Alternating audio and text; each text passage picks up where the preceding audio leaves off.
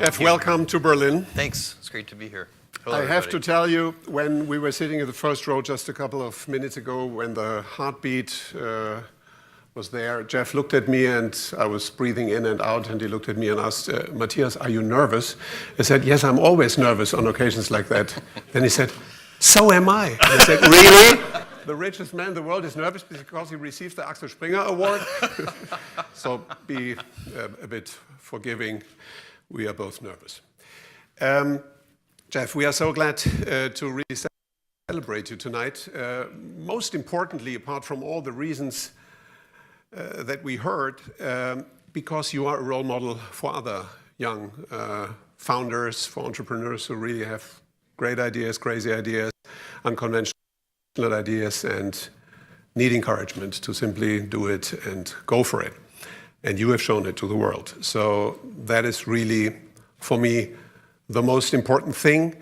And in that context, the first question, you used to work in New York as an investment banker. So an investment banker is actually the exact opposite of an entrepreneur. He's delegating risks to other people. And basically, how did you find out? How did you think that you should move from investment banking to really launch a company? I think I'd always wanted to do it, even since I was a kid. Had the idea. One of the people who every time I look at something, it looks like it could be improved. There's something wrong with it. So I go through like, wow, how could this restaurant be better? And so I've always had that kind of idea. By the way, before we really get into this, how about this amazing production that you and your team have put together? This is truly incredible. For its originality, like these boxes that you were filming live, that's just crazy cool. So thank you. Glad that you like it. And truly, it's incredible. But I think the great thing about humans in general is we're always improving things. And so entrepreneurs and inventors, if they follow their curiosity and they follow their passions and they figure something out and then they figure out how to make it better and they're never satisfied.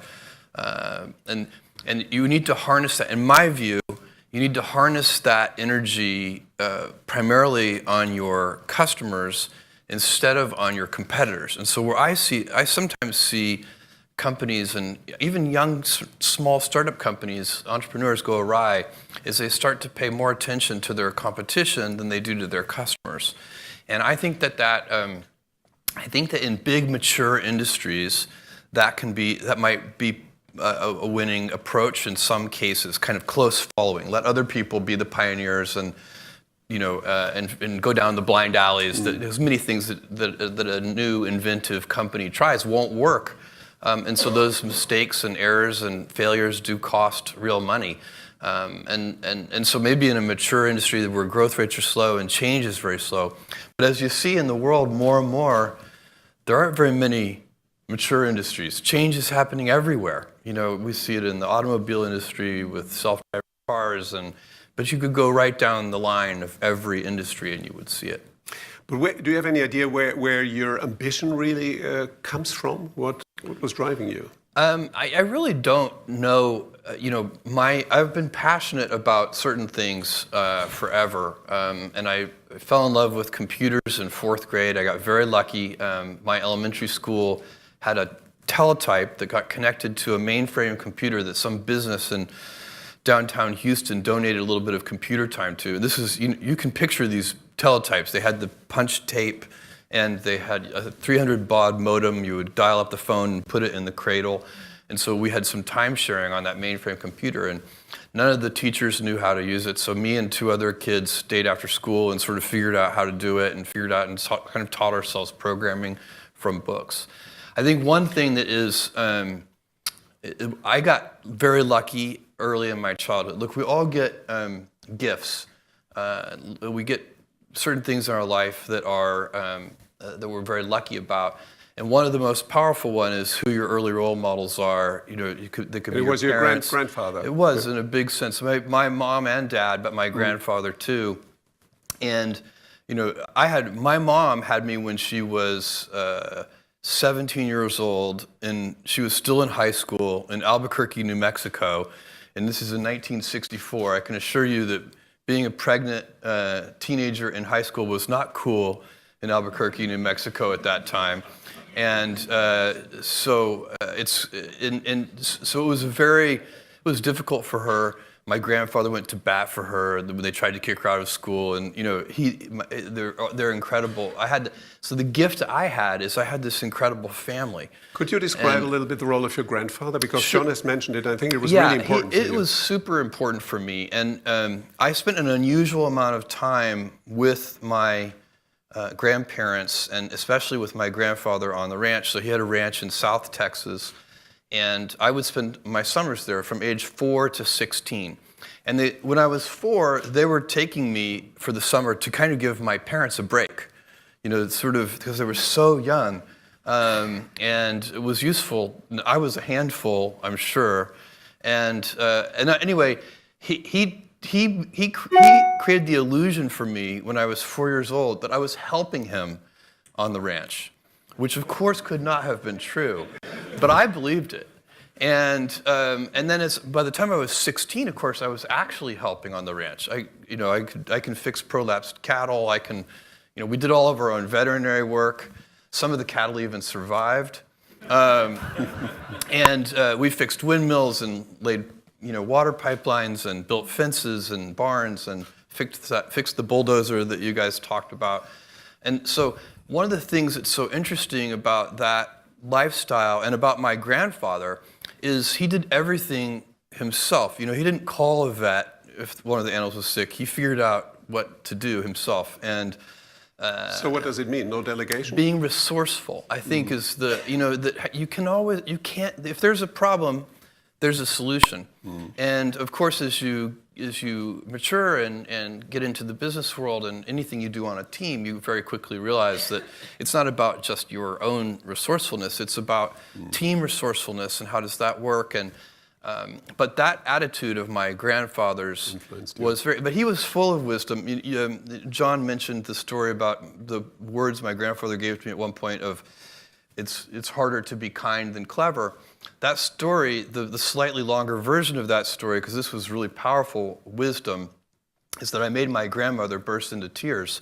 And the way I did it was we were driving on a long road trip, and she was a chain smoker. And I was probably, 10 years old, so this was around 1974. And it was in a period of time where there were heavy radio advertisements, sort of anti-smoking radio advertisements, trying to convince people to stop smoking. And one of the advertisements had this figure in it. It said something like, every puff of a cigarette takes so many minutes off of your life. I think it was 2 minutes, but I can't remember. Every puff of a cigarette. So I sat there in the back seat on this long car ride and calculated how many years she had taken off of her life. And in my 10-year-old mind, I had been extremely clever to do this. And so when I was finished with my arithmetic, I proudly announced to her how many years she had taken off of her life. And I got a reaction I did not expect, with her bursting into tears. And so my grandfather stopped the car, and he took me out of the car. And I had no idea what was about to happen, because he had never said a cross word to me. And I thought he might actually be angry with me, but he wasn't. He took me out we had some privacy from her. And he said these incredible words. He said, you're gonna figure out one day that it's harder to be kind than clever. Wonderful.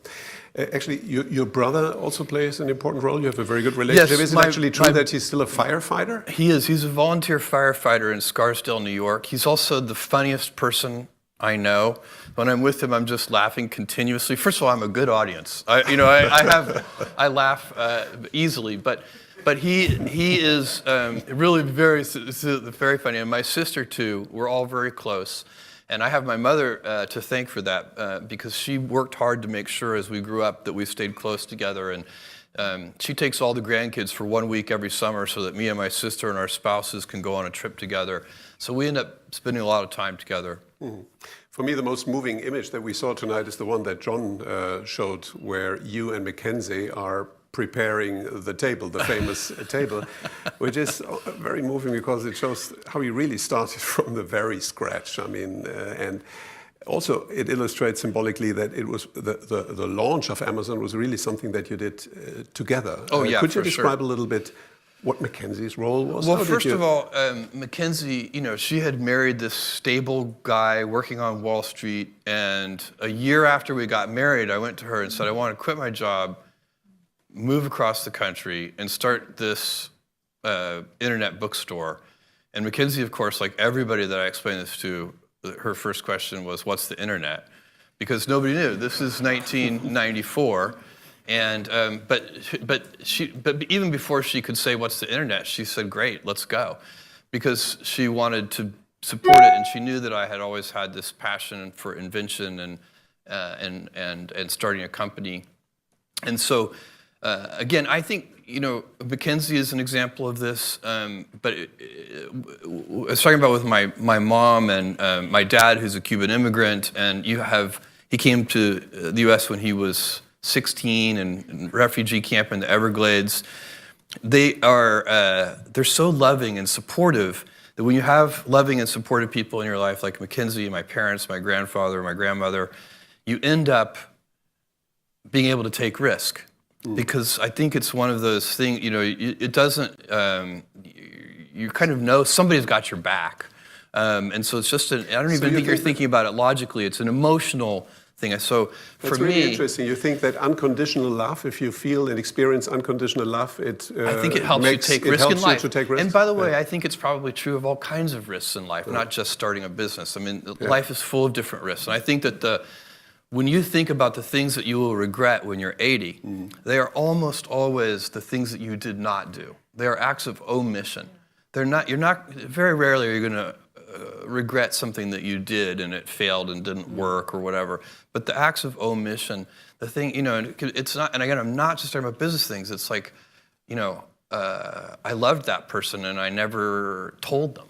And then, 50 years later, you'd be like, why didn't I tell her? Why didn't I go after it? So that's the kind of life regret that is very hard to be happy about when you're telling yourself in a private moment that story of your life.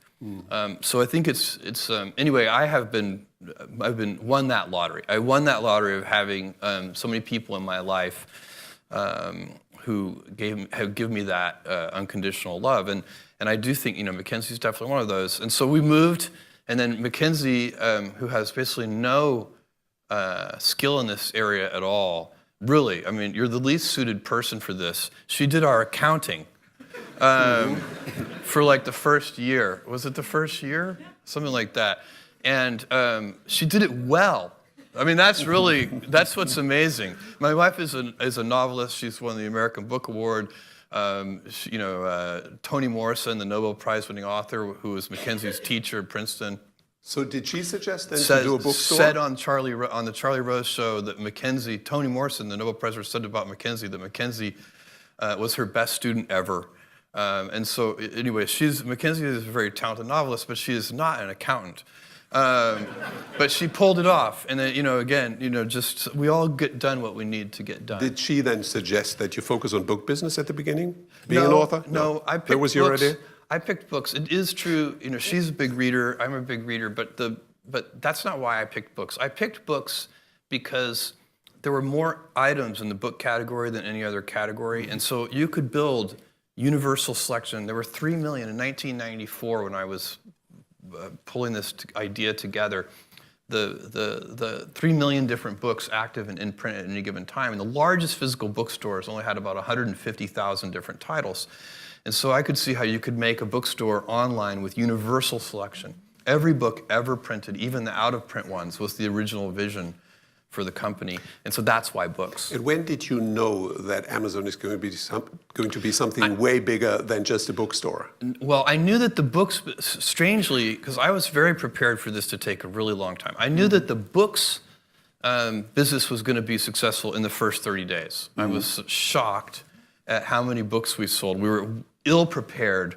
We had we had only 10 people in the company at that time, and most of them were software engineers. And so everybody, including me and the software engineers, were all like packing boxes.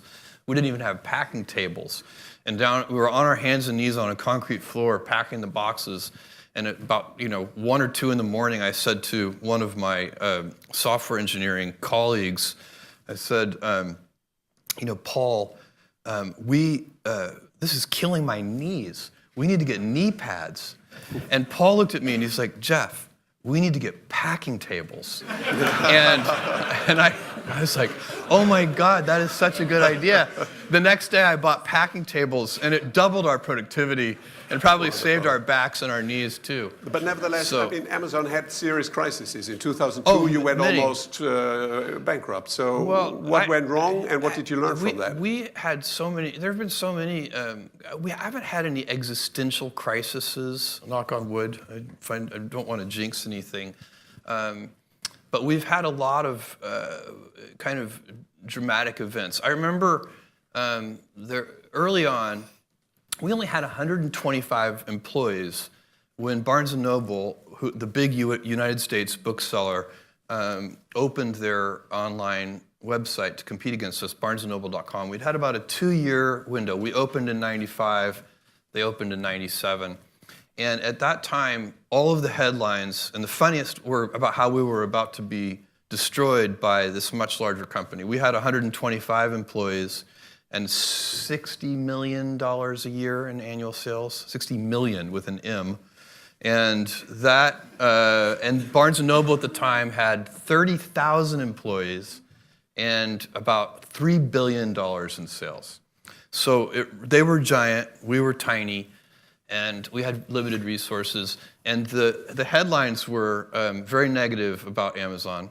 And the one that's most memorable was just Amazon.toast. And so I called an all-hands meeting, which was not hard to do with just 125 people. And we got in a room, and because it was so scary for all of us, this idea that now we finally had a big competitor, that literally everybody's parents were calling and saying, are you okay? It's usually the moms calling and asking their children, are you going to be okay? So, and I said, look, it's okay to be afraid, but don't be afraid of our competitors because they're never going to send us any money. Be afraid of our customers. And if we just stay focused on them and instead of obsessing over this big competitor that we just got, we'll be fine. And I really do believe that. I think that if you stay focused, then the more drama there is and everything else, no matter what the drama is, whatever the external distraction is, your response to it should be to double down on the customer, satisfying them, not just satisfying them, delighting them. Yeah. Today, Amazon is employing 566,000 people. You're probably the biggest job creator of recent times. At the same time, you're aggressively criticized by unions and by media for paying low wages, for inappropriate working conditions. How do you deal with these accusations? Well, first of all, when any criticism, my approach to criticism and what I teach and preach inside Amazon is when you're criticized, first look in a mirror and decide, are your critics right? If they're right, change. Don't resist. Right? No, but not in this case. But we've had critics be right before, and we've changed. We have made mistakes, and I can go through a long list. Probably one of the early most painful ones. It's so stupid. It's hard to believe how we ever did it. But early on with the Kindle, maybe the first year of the Kindle or the second year of the Kindle, we had accidentally, illegally sold or given away, I guess, copies of the famous novel 1984 because it had a complicated copyright history. It was in copyright in the US and not in the UK or something strange like this. So it was in the public domain, but only in certain geographies. And we had screwed that up. And somehow, and this is a kind of mistake that only a corporation can make. An individual can't make this mistake because somehow it's like it happens at the at the intersections of the different teams. So you've got the legal department saying, oh crap, we've made this mistake, and you've got the books team. Anyway, the answer that the company came up with was to, without any notice or warning, just electronically go into everybody's Kindle who had downloaded that book and just disappear it. So it would be as if we walked into your bedroom in the middle of the night, found your bookshelf, and just took that book away. And so it was. So we were rightly criticized for that. It was, and we responded to that. On the issue of working conditions, I'm very proud of our working conditions, and I'm very proud of the wages that we pay. You know, in Germany we employ 16,000 people. We pay at the high end of the range for any comparable work. So is it a union fight because the union want to make sure that you are unionized, or what is the real substance of the conflict? It's a good question. And this is in my longer version of how to deal with critics, because there are two kinds of critics. There are well-meaning critics who, they're worried it's not going to work, but they do want it to work. And so it could be, I could give you an example, customer reviews would be one of those. When we first did customer reviews 20 years ago, some book publishers were not happy about it because some of them were negative. And so it was a very controversial practice at that time. But we thought it was right, and so we stuck to our guns and had a deep heel on that and didn't change. But there's a second kind of critic, which is the self-interested critic, and they come in all shapes and sizes. You know, so they can be any kind of institution, competitors, of course. And so when you are doing something in a new way, and if customers embrace the new way, what's going to happen is incumbents who are practicing the older way are not going to like you. And they're going to be self-interested critics. And so you do need, as you're looking yourself in the mirror, to try and tease those two things apart. You know, in our view, you know, we have workers' councils, of course, and we have very good communications with our employees. So we don't believe that we need a union to be an intermediary between us and our employees. But of course, at the end of the day, it's always the employee's choice, and that's how it should be. So but for sure, we would be very naive to believe that we're not going to be criticized. I mean, that's just part of the terrain. You have to accept that. One thing I tell people is, if you're going to do anything new or innovative, you have to be willing to be misunderstood. If you can't afford to be misunderstood, then for goodness sake, don't do anything new or innovative. Maggie Thatcher said leadership is not to be pleased by the moment. Perfect. But your most prominent critic at the moment is the President of the United States. People are even saying that he may be willing to prepare initiatives to break up Amazon because it's too big, it's too successful, it's too dominant in too many sectors, or for very other reasons. First of all, is this scenario of a breakup something that you take seriously, or you think it's just a fantasy? For me, again, this is one of those things where, you know, I focus on and ask our teams to focus on what we can control. And I expect, whether it's, you know, the current U.S. administration or any other government agency anywhere in the world, Amazon is now a large corporation, and I expect us to be scrutinized. We should be scrutinized. I think all large institutions should be scrutinized and examined. It's reasonable. And one thing to note about us is that we have gotten big in absolute terms only very recently. So we've always been growing fast in percentage terms. But in 2010, just 8 years ago, we had 30,000 employees. So in the last 8 years, we've gone from 30,000 employees to 560,000 employees. So for us, it's kind of, you know, in my mind, I'm still delivering the packages to the post office myself. You see what I'm saying? I still have all the memories of, you know, hoping that one day we could afford a forklift. And so obviously that's my intellectual brain knows that's just not the case anymore. We have 560,000 employees all over the world. And I know we should be scrutinized. And I think it's true of big government institutions should be scrutinized, big nonprofit institutions should be scrutinized, big universities should be scrutinized. It just makes sense. And that's, by the way, why the work that the Washington Post and the other great newspapers around the world do is so important, because they're often the ones doing that initial scrutiny even before the government agencies do. But in a way, the general sentiment towards the big innovative tech companies has changed. I mean, Facebook, Google, Apple, Amazon, they used to be seen as the nice guys in T-shirts that are saving the world, and now they are sometimes portrayed as the kind of evil of the world.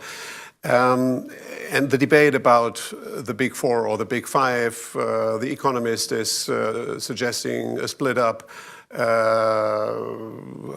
Other powerful people like George Soros are giving speeches in Davos. The EU Commission is taking pretty tough positions here.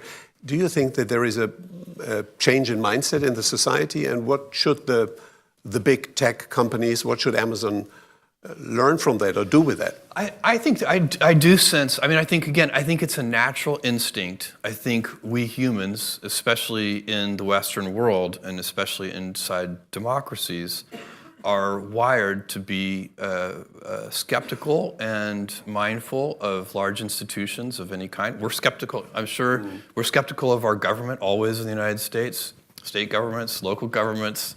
I assume it's similar in Germany. It's healthy. Because they're big, powerful institutions. You know, the police, the military, whatever it is. It doesn't mean that you don't trust them or that they're bad or evil or anything like that. They're just, they have a lot of power and control, and so you want to inspect them. Maybe that's a better word. You kind of want to always be inspecting them. And I think if you look at the big tech companies, they have gotten large enough that they're going to be inspected. And by the way, it's not personal. I think where you can go astray on this if you're the founder of a company, one of these big tech companies or any other big institution. If you go astray on this, you might start to take it personally. Like, why are you inspecting me? You know, and I think that, you know, I wish that that people would just say yes. It's fine. The whole attitude towards data protection and privacy Yeah. has always been different between Europe and the United States, but is also at the moment, in the context of Cambridge Analytica, changing in the United Yeah. States. What are the consequences for a company like Amazon?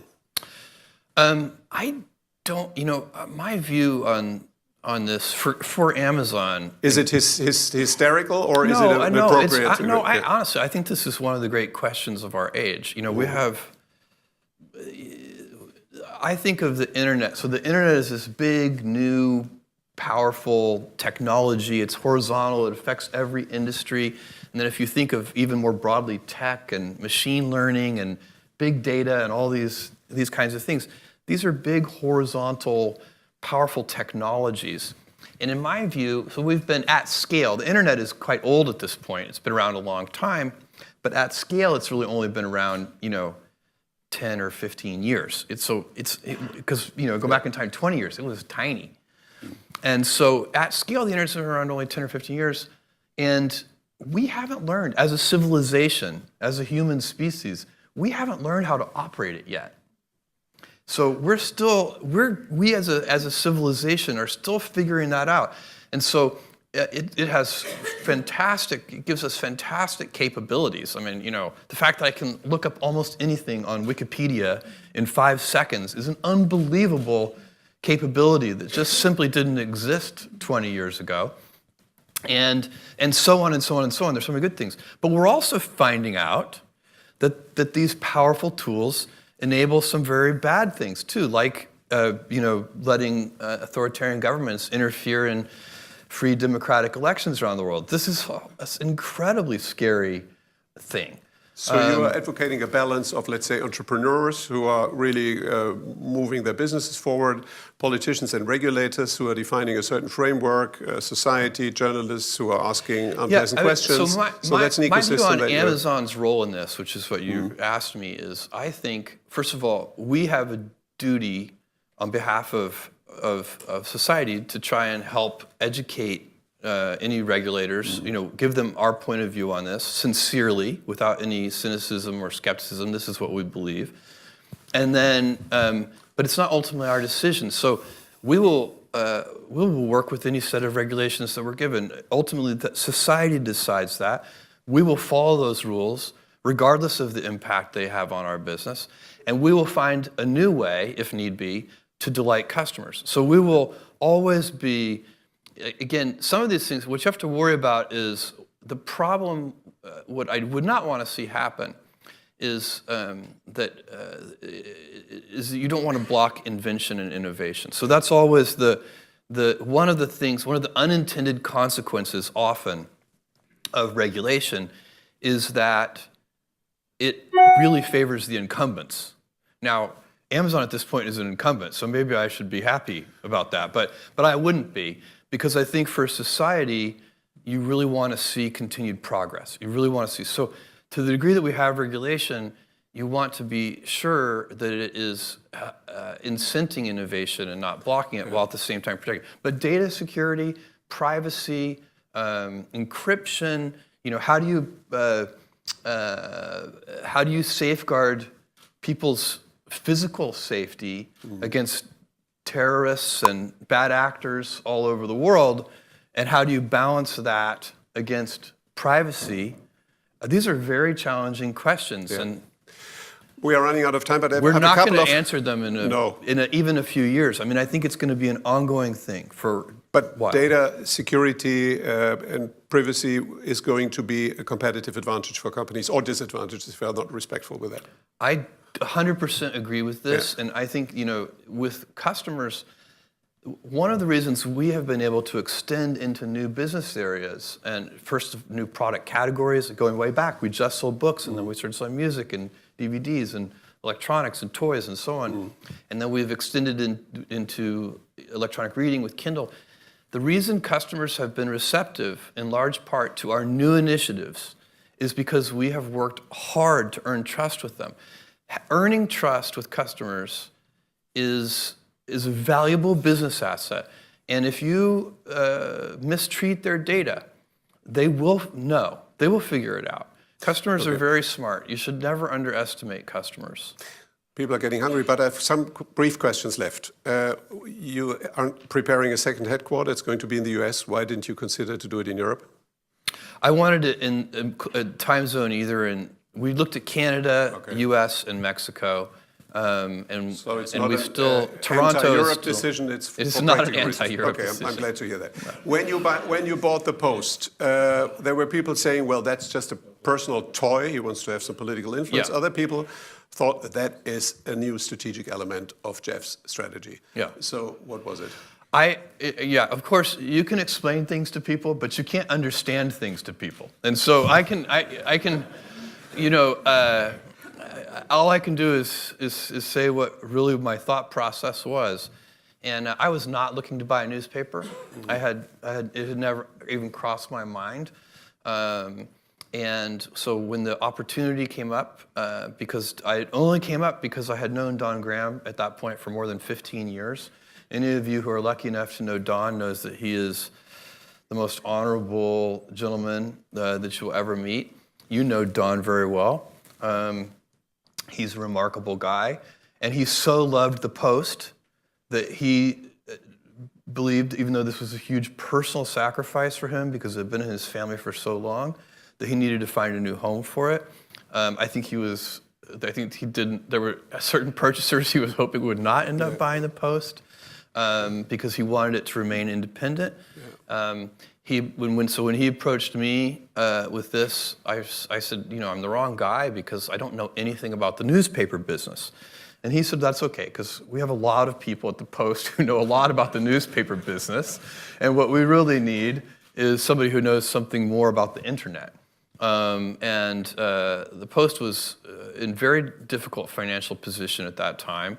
And so for me, I had to decide, was it hopeless? And I didn't believe it was hopeless. I was optimistic that the Post could be turned around. And then second, I had to decide, did I want to put my own time and energy into this And that, for me, I just had to ask the simple question, is it an important institution?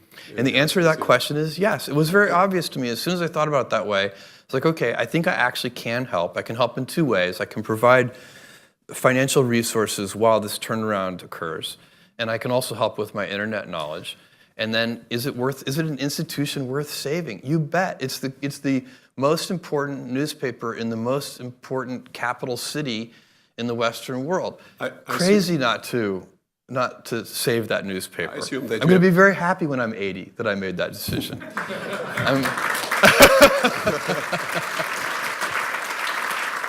I assume that you have seen Steven Spielberg's film, The Post? I have. Yeah, I've seen it a couple of times. So what is the lesson that you learned from that? And could you imagine also to buy and save other newspapers? No, I get that request monthly. Yeah. I really do, and I tell them the Post is it for me. I'm not interested in buying other newspapers, but I watch that movie, and it's helpful. I love that movie, and also reading Katharine Graham's memoir, which won a Pulitzer Prize and is an amazing book, because it gets me ready. I as the owner of the Post, I know that at times the Post is going to write stories that are going to make very powerful people very unhappy. And are you upset if they are writing critical stories about Amazon, which they do? No, I'm not upset at all. When I first bought the Post in 2013, never. I would be humiliated to interfere. I would be so embarrassed. I would turn bright red, and it has nothing to do with. I don't even get so far. I just don't want to.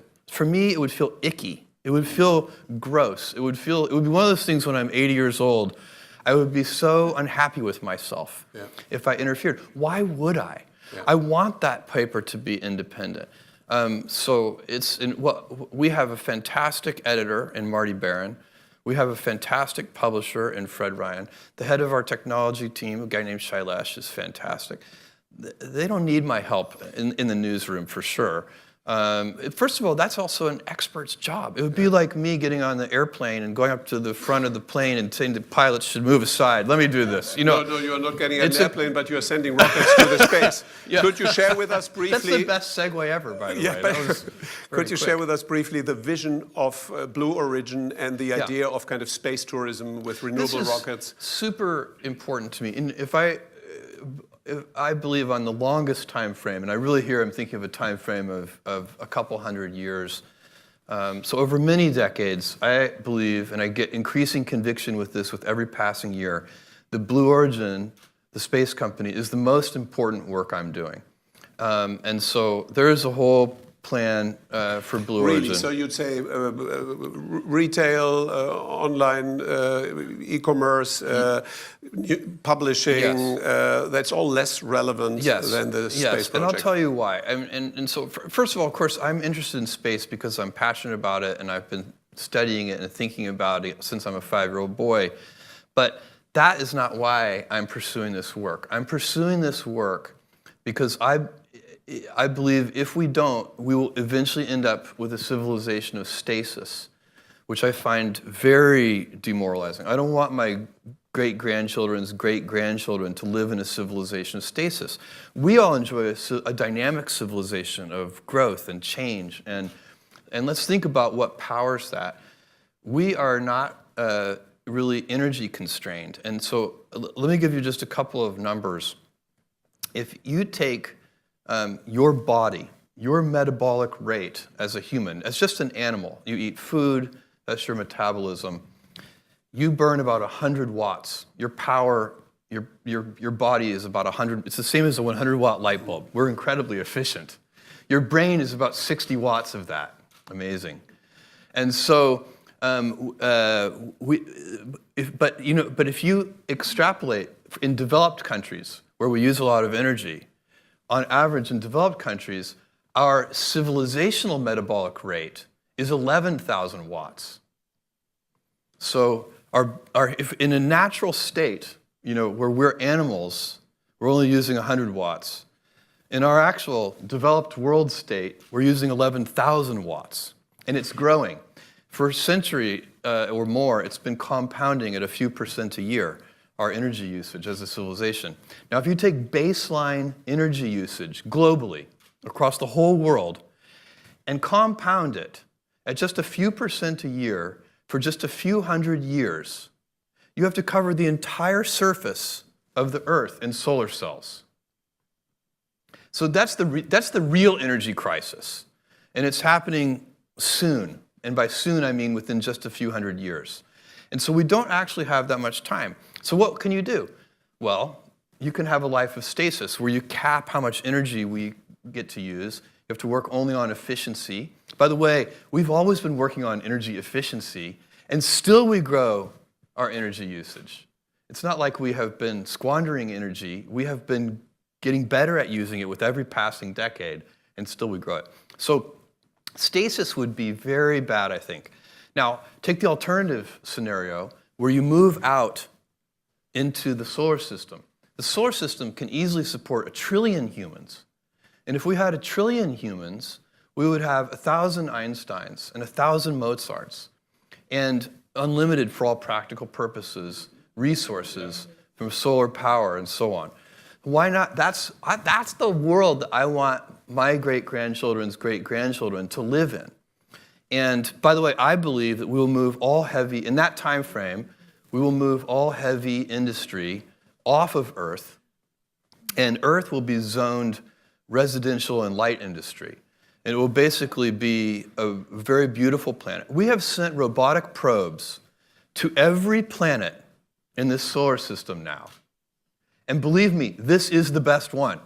But when can it is not even close. But Jeff, when can I buy the first ticket to do a little space tour? We're going to be, so the first tourism vehicle will, we won't be selling tickets yet, but we may put humans in it at the end of this year or at the beginning of next year. So it's very concrete. concrete. And then we're getting very close. We've been working on it for more than 10 years. And we're building a very large orbital vehicle. We've been working on that for more than 5 years. It'll fly for the first time in 2020. And the key is reusability. So you mentioned it. We cannot, this civilization I'm talking about of, getting comfortable living and working in space and having millions of people and then billions of people and then finally 1 trillion people in space, you can't do that with space vehicles that you use once and then throw away. It's a ridiculous, costly way to get into space. The most recent thing that Amazon is planning is home robots. Yep. So I assume it's more than Alexa walking. So what's the vision behind it? I saw that rumor in the press, and I can't comment on that. Okay, I see. So it seems to be very serious. Jeff, you are one of the most long-term thinking entrepreneurs. If it is about companies and products and services. If it is about philanthropy, you recently said that you're a very short-term thinker. You really want to deal with the now and here. Yeah. Can you explain that approach? I think that's also very innovative. I'm going to end up doing a mixture of things. We started doing in Seattle, there's a homeless shelter called Mary's Place, run by a woman named Marty. And that has really impacted my thinking on this issue.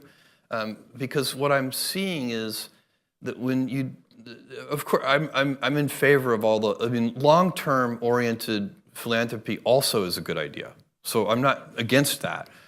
It's just I'm finding I'm very motivated by the here and now there. So seeing, a lot of the homelessness that Mary's Place works on is transient homelessness. So when you go study homelessness, there are a bunch of causes of homelessness.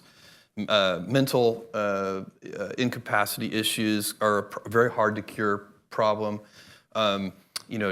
Serious drug addiction, a very hard to cure problem. But there's another bucket of homelessness, which is transient homelessness, which is, a woman with kids, the father runs away, and he was the only person providing any income. And they have no support system. They have no family. That's transient homelessness. You can really help that person. And you, by the way, only need to help them for like 6 to 9 months. You get them trained, you get them a job. They're perfectly productive members of society. Last week we had Bill Gates for dinner here, and he said that he has a ridiculous amount of money, and it's so hard to find appropriate ways to do good with the money. Yeah. So what does money mean for you, being the first person in history that has a net worth of a three-digit amount of billion? The only way that I can see to deploy this much financial resource is by converting my Amazon winnings into space travel. So that's basically, Blue Origin is expensive enough to be able to use that fortune. And I'm currently liquidating about $1 billion a year of Amazon stock to fund Blue Origin. And I plan to continue to do that for a long time. So, and so because you're right, you're not gonna spend it on like a second, dinner out. There's no, that's not what we're talking about. Yeah. So for me, I'm very lucky because I feel like I have a mission-driven purpose with Blue Origin that is, I think, incredibly important for civilization long-term. And I am going to use my financial lottery winnings from Amazon to fund that. With regard to your personal lifestyle, there are no guilty pleasures that you are doing unreasonable things with money? I don't think they're that guilty. I mean, I have lots of pleasures, and we just came back from an amazing trip with the kids. Mackenzie and I did. She planned the whole thing. It was her birthday trip, but she planned it all. We went to Norway for 3 days, and we stayed in an ice hotel. We went dog sledding. We went to a wolf preserve and actually got to interact with these timber wolves. I mean, it was really an incredible vacation, an incredible holiday, and we got it all done in 3.5 days. So it was amazing. Wonderful, Jeff. John mentioned, that's the last question. John mentioned that you are an ideal family man. Yeah, your kids are extremely important for you. You just mentioned that when we spoke earlier. If we would talk to your kids, yeah, where would they criticize their dad? They would make fun of my singing. Oh, okay. Can we get a... No, God, no. Okay. No. They would make fun of my inability to remember exact words. I'm always quoting like Churchill or something and getting it wrong. And they're like, that's not even close to what Churchill said. They would probably, depending on the moment, they might criticize my laugh. They're kids, but I'm lucky. I have a very good relationship with them. This work-life harmony thing is what I try to teach young employees, actually, and senior executives at Amazon too, but especially the people come in. We're asked about work-life balance all the time, and my view is that's a debilitating phrase because it implies there's a strict trade-off. And the reality is, if I'm happy at home, I come into the office with tremendous energy. And if I'm happy at work, I come home with tremendous energy. And so it actually is a circle. It's not a balance. And I think that is worth everybody paying attention to. You never want to be that guy. And we all have a coworker who is that person who, as soon as they come into the meeting, they drain all of the energy out of the room. You can just feel the energy level go, whoosh. You don't want to be that guy. So you want to come into the office and give everybody a kick in their step. Jeff, we thank you very much. We congratulate you for all you have achieved. Thank you, Matthias. And congratulations. You're very nice. Thank you. That was great. Thank you. And